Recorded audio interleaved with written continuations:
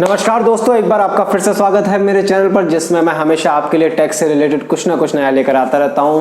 तो जैसे कि हमने कल बात की थी ई वेस्ट के बारे में, कैसे हमारे इंडिया में ई वेस्ट बढ़ रहा है और उससे रिलेटेड क्या क्या प्रॉब्लम्स बढ़ रही हैं।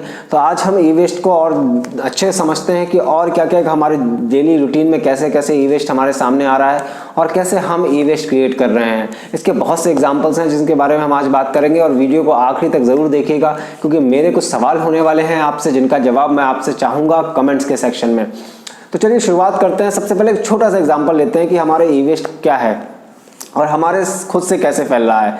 तो सबसे पहले एक छोटा सा एग्जांपल लेते हैं, वो हमारे मोबाइल का चार्जिंग केबल। हमारे पास एक यूएसबी केबल था, पहले था 2.0 था, उसके बाद हमारे पास 3.0 आया, उसके बाद जो अभी जो प्रेजेंट में चल रहा है वो चल रहा है सी पोर्ट, जो कि बहुत एडवांस चल रहा है। तो सबसे पहले बात करते हैं कि भाई क्या प्रॉब्लम आ रही थी कि पोर्ट क्यों चेंज किया गया। अब अगर आप देखेंगे जितने नए फोन्स आ रहे हैं, जो नई केबल्स आ रही हैं, उनके लिए आपको नई केबल्स लेनी पड़ेंगी और पुरानी सारी केबल बेकार हो गई। तो वो सारी केबल्स क्या करेंगे, आप डंप कर देंगे, जिनमें ब्लैक कलर की प्लास्टिक यूज हो रही है, अंदर मेटल्स हैं जो कि इजीली डिकम्पोज नहीं होते, इजीली डिकम्पोज ही नहीं होते हैं क्योंकि प्लास्टिक है उसमें, और वो हमारे एनवायरनमेंट में फैल जाते हैं। हम यूजुअली डाटा केबल को यूं ही फेंक देते हैं। दूसरा हम सबसे बड़ा काम ये करते हैं, हम जाते हैं, हमारा डाटा केबल खराब हो गया, चार्जिंग स्पीड नहीं आ रही, हम पास की शॉप से गए 10, 20, 30 या 50 रुपए की केबल ले आए और हमने उसको यूज किया और 1 महीने बाद वो केबल खराब हो गई और हमने उसको कचरे में ऐसे ही फेंक दिया। हमने सिर्फ 50 रुपए देके हमने ये सोचा कि चलो 50 रुपए में 1 महीने चल गई, कोई बुराई नहीं है, लेकिन हमने ये नहीं देखा कि उस 50 रुपए की वजह से हमने साल में, अगर हम ऐसी बात करें तो हम 12 केबल खरीद लेंगे और हमारे जाएंगे 600 रुपए। और वही अगर हम एक केबल अच्छी ले लें 350 या 400 रुपीज़ की, तो हो सकता है वो 2-3 साल अच्छे से चले। लेकिन हमने ये, एक तो इकोनॉमिक बात हो गई, हम इससे पैसे बचा सकते हैं लॉन्ग टर्म में, और दूसरी बात यह है कि उस साल में हमने 12 केबल्स थ्रो आउट की जो कि कचरे में चली गई, और उन पर जो प्लास्टिक है वो डिकम्पोज नहीं होता है, आप सभी को पता है, और वो जाके एनवायरनमेंट में इसी सिचुएशन पड़ा रहेगा। आप उसको जलाएंगे तो हार्मफुल केमिकल्स उससे हमारे एटमॉस्फेयर में रिलीज होंगे, हार्मफुल गैसेस रिलीज होंगी जो कि हमारे एनवायरनमेंट के लिए काफ़ी हानिकारक होती हैं। ये एक बहुत छोटा सा एग्जांपल है दोस्तों। आप बहुत सारी चीज़ें ऐसी देखते हैं, हमने लिया कवर, हमने रोज निकाला और यूं ही डंप कर दिया।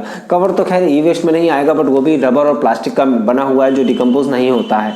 और इसी तरह डाटा केबल्स के बाद आगे चलते हैं, हम ईयरफोन की बात करते हैं। मार्केट में 30 रुपीज़ 20 रुपीज़ तक के चीप ईयरफोन्स अवेलेबल हैं, हम उनको खरीदते हैं, 15-20 दिन हमने यूज़ किया और हमने उसको फेंक दिया। या फिर हम कहीं गए, हम अपना ईयरफोन ले जाना भूल गए और हमने बस में, ट्रेन में या सस्ता 10-20-50 रुपए का ईयरफोन ले लिया, हमने रास्ते में गाने सुने और फिर बाद में हमने उसको कहीं पे यूं ही छोड़ दिया। वो अल्टीमेटली जाके कचरे में डंप होता है, वो भी प्लास्टिक का बना हुआ है, वो हमारे समुद्रों में जा रहा है, वो केबल्स हैं, वो हमारे सी फिश, जो फिश हैं, फिशरीज है, जो हमारा सी लाइफ है, हमारी मरीन लाइफ है, वो उसको कंज्यूम कर रही हैं, जिसकी वजह से मछलियाँ मर रही हैं और भी दूसरी प्रॉब्लम्स हो रही हैं। ये प्रॉब्लम इतनी ज़्यादा बढ़ रही है कि चारों तरफ आप देख सकते हैं, आप किसी भी कचरे के ढेर में देखेंगे आज के टाइम पे तो आपको ईयरफोन और डाटा केबल्स जरूर मिलेंगी। ये फिक्स है, ये डेफिनेट है। यही हाल हमारे चार्जर्स का है। हम मोबाइल का चार्जर लेते हैं, सस्ता 50 रुपये का ले लेते हैं, यूज़ एंड थ्रो। हम कुछ दिन यूज़ करते हैं, ख़राब हो जाता है, फेंक देते हैं, फिर एक नया ले आते हैं।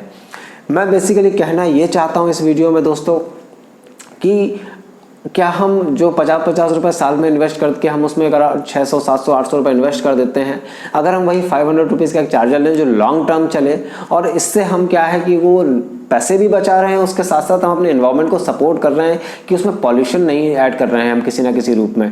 तो ये बहुत अच्छी बात होगी कि हम इन सब चीज़ों को अवॉइड करें। मैं इन सब सारी चीप चीज़ों की बात करूँ, ये एक आपको और नया रीज़न दे रहा है चाइना से अपने व्यापार को इंडिया में शिफ्ट करने का और चाइना को बॉयकॉट करने का। ये एक और बहुत बड़ा रीज़न, क्योंकि चाइना मास प्रोडक्टर है, वो मास प्रोड्यूसर है और वो चीज़ें बहुत ही हाई लेवल पर, स्केल पे प्रोड्यूस कर रहा है। एक डाटा केबल वो आपको 10-15 रुपए में दे देता है, लेकिन वो अल्टीमेटली ख़राब हो जाती है कुछ दिनों में और हम उसे थ्रो आउट कर देते हैं और फिर हम नहीं ले लेते हैं।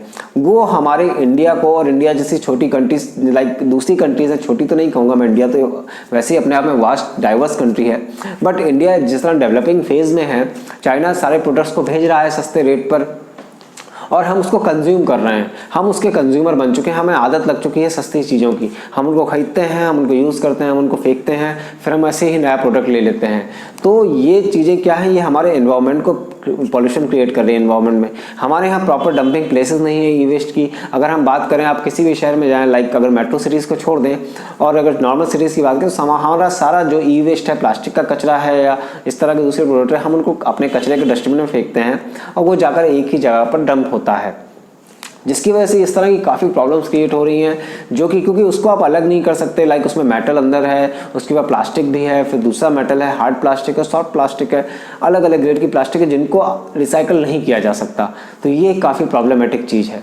अब मोबाइल तो प्रेजेंट में आप थोड़ा सा शिफ्ट होते हैं कंप्यूटर्स की तरफ, लैपटॉप्स की तरफ। अगर हम एक आपसे छोटी सी एग्जाम्पल लेते हैं, पहले DDR2 आया, DDR3 आया, रैम्स आई, जो रैम जो लोग कंप्यूटर यूज़ करते हैं जानते होंगे, DDR2 से DDR3 शिफ्ट हुई। उसमें क्या हुआ, मुझे लगता है, मेरा पर्सनल पर्सपेक्टिव है, सिर्फ कनेक्टिंग पोर्ट चेंज हो गए। अल्टीमेटली कनेक्टिंग पोर्ट चेंज हो गए और उसकी वजह से प्रॉब्लम क्या आई, ये एक मार्केट स्ट्रेटजी अपनाती हैं कंपनियां। क्या करती हैं, कोई भी नई चीज़ का उन्होंने कुछ ऐसा चेंज कर दो कि वो चीज़ आगे यूज़ ही ना हो सके। लाइक आजकल हम जो फ़ोन ले रहे हैं, जो लोग यूज़ कर रहे हैं वो जानते हैं कि उनका कैमरा 2 साल या 1 साल बहुत अच्छा वर्क करता है, उसके बाद उसकी क्वालिटी अपने आप डाउन हो जाती है, प्रोसेसिंग स्पीड कम हो जाती है। हम कंप्यूटर्स की बात कर रहे थे, तो जिस जनरेशन का मैं हूँ, 90s किड मैं बॉर्न हूँ, उसके बाद मैं जब स्कूल में आया, लाइक अब बात करते हैं 2009, 10, 11 के आसपास की, उस टाइम हमारे पास जो सबसे हाई एंड कंप्यूटर्स होते थे वो होते थे 1 GB रैम या 512 MB रैम के कंप्यूटर्स, और उनमें हमारे सारे गेम्स चलते थे। लाइक हम उसमें GTA Vice City खेलते थे, हम उसमें सैन एंड्रियास खेलते थे, और भी हम like Prince of Persia, taken वगैरह इस तरह काफ़ी अच्छे अच्छे गेम खेल लेते थे। हम मोस्ट वांटेड खेल लेते थे 1 GB और 2 GB रैम में। और वही अगर हम आज की बात करें, गेम जरूर एडवांस हो रहे हैं, लेकिन आज के टाइम में वही सिस्टम हम अगर आज के छोटी छोटी चीज़ें चलाने में यूज़ कर रहे हैं तो वो चीज़ें वर्क नहीं कर रही हैं, और हम बोल देते हैं कि नहीं हमारा प्रोसेसर स्लो है। दोस्तों आप खुद समझिए कि जब हम यूज़ करते थे उस समय वो प्रोसेसर काफ़ी अच्छे काम करते थे, तो आज क्या हो गया, लाइक हमारे टाइम पे मेरे पर्सनल यूज़ में Core 2 Duo उस टाइम काफ़ी अच्छा प्रोसेसर होता था, और आज के टाइम पे Core 2 Duo कोई पूछता भी नहीं है, शायद मार्केट में बंद भी हो चुका है। आज है i3, i5, i7। अगर हम बात करें तो मेरा ओपिनियन ये है कि i3 से Core 2 Duo ज़्यादा बेटर था, लेकिन अब Core 2 Duo पुराना हो चुका है। लाइक अगर आप मार्केट स्ट्रेटेजी क्या है, अगर आप प्रोसेसर अपग्रेड करेंगे तो आपको मदरबोर्ड चेंज करना होगा, मदरबोर्ड चेंज करेंगे तो आपको रैम भी चेंज करनी होगी। अब लाइक आपने रैम, मदरबोर्ड, प्रोसेसर चेंज कर दिया तो आप प्रोसेसर आपके हीट होंगे, तो उसके लिए आपको कूलिंग सिस्टम लगाना पड़ेगा।